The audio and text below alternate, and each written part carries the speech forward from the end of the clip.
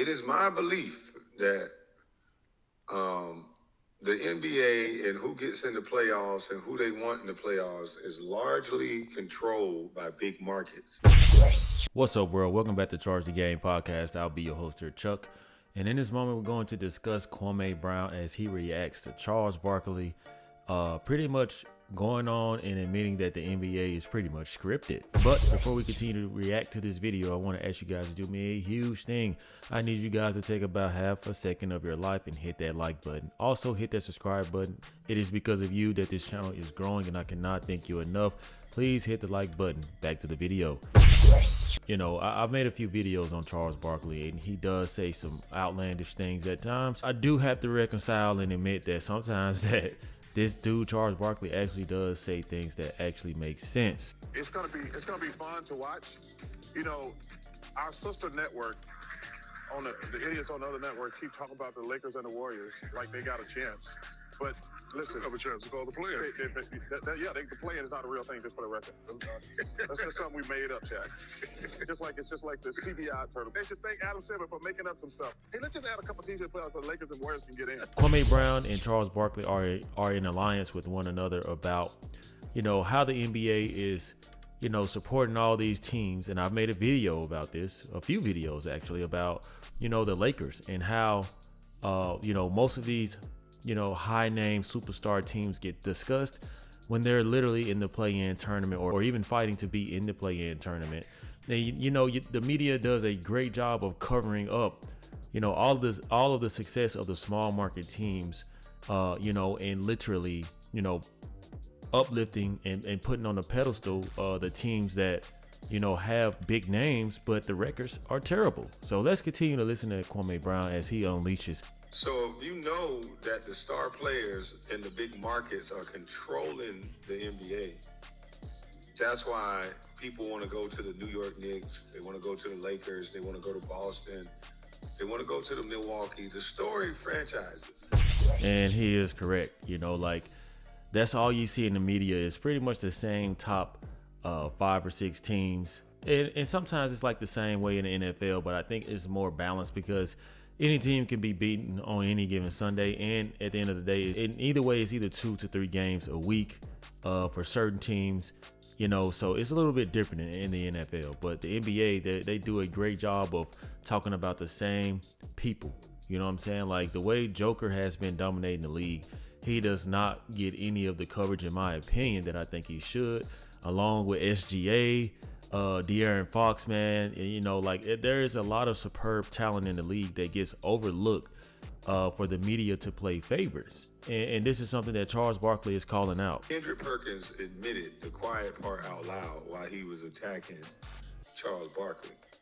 Because Charles Barkley said, hey, why are we talking about the Lakers? They're not good enough. Now, granted, they did make it to the Eastern Conference Finals, and in the bubble, the Lakers won the championship. But if it's lucrative to have LBJ, LeBron in the playoffs, wouldn't it be lucrative to have him in the next round of the playoffs? Well, you got to admit this, though.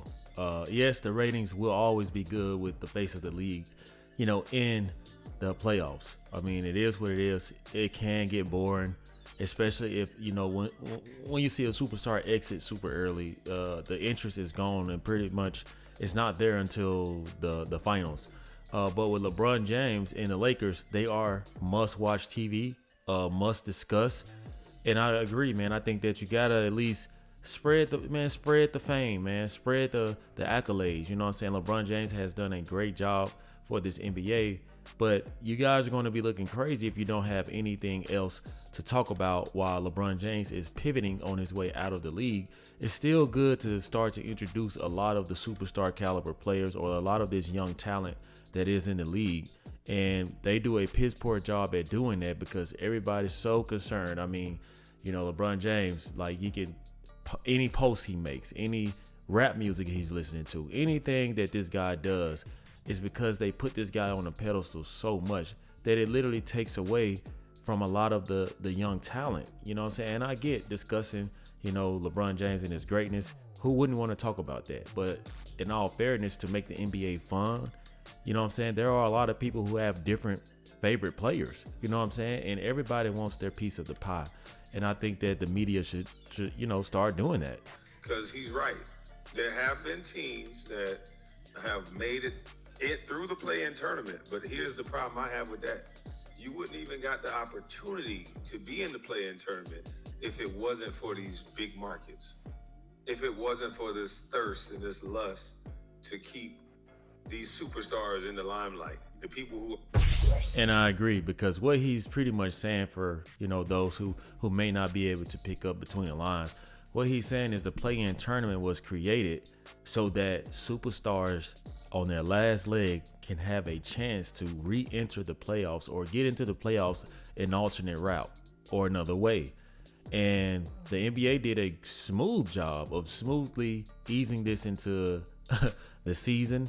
And it makes it fun, no doubt, but it is also a stretch for the superstars to be able to make it on a last breath effort into the playoffs, to be able to compete and make it to as far as they can in the playoffs, to get lucrative ratings, lucrative money. It's all about the money. The love of the money, fellas, is the root of all evil. And that's exactly what Kwame Brown is explaining here. So-called the face of the league. This game is supposed to be pure. This game is supposed to be about competition. It's not supposed to be about the names on the back of the jersey. And what I will say about that is, you guys remember when there were so many duos in the league and it was an even playing field. Even though you had MJ, you had the Kobe era, you still had duos that were discussed. It was so balanced in the media. And you know what it is? It's all about the ratings. You know what I'm saying? Let's go for the big fish and keep talking about the big fish, because it's all about the ratings. Whereas they would literally make more money in the long run. It may start off slow. They would make so much money in the long run if they discussed all of the young talent and everybody who deserves to be discussed. You know what I'm saying? Like, there are games that are good games and players do not get discussed. And it literally, for the life of me, I just do not understand. I know why, but I don't understand. If you want the fans to be heavily involved, you have to keep recreating rivalries. You know what I'm saying? You have to do a good job with it. And y'all already know how I feel about Adam Silver. I think that this guy sucks. I think that he's trash, and I cannot wait till the NBA is past his era, because under his reign, the NBA, in my opinion, has become much more soft. And literally, I watch more women's college basketball because the physicality that they display, like March Madness right now, men and women basketball, it's more spontaneous, it's more fun than the NBA right now, because all you're gonna do is talk about the same players, but what you're doing is making everybody want to watch the main players and not really want to pay attention to the smaller markets, and that is hurting the NBA ratings. With all of this coverage that they're giving the Lakers and the Warriors and all the teams that they would like to be in the finals or be in the playoffs, what's happening to OKC? Everybody should know every player on that team, but they don't. We talked about it earlier. We barely even know the OKC, and they're number one. Barely even know them. Minnesota Timberwolves, we only know Anthony Edwards. There may be two other players. Gobert, we know three. Karl Anthony Towns, Gobert, Rudy Gobert, and Anthony Edwards. And that's a damn shame. I mean, like, honestly, like, it's so crazy because we're so used to what the media is doing that we don't take time and just ask ourselves, why aren't these players being discussed? Why don't we know this whole team? Literally, when the Warriors burst on the scene, man, they were so fun. They were so new. While simultaneously Steph Curry was changing the game, we got to know a lot of the players. I still remember that depth, the bench depth that the Warriors had. Oh my goodness, Sean Livingston coming off of the bench.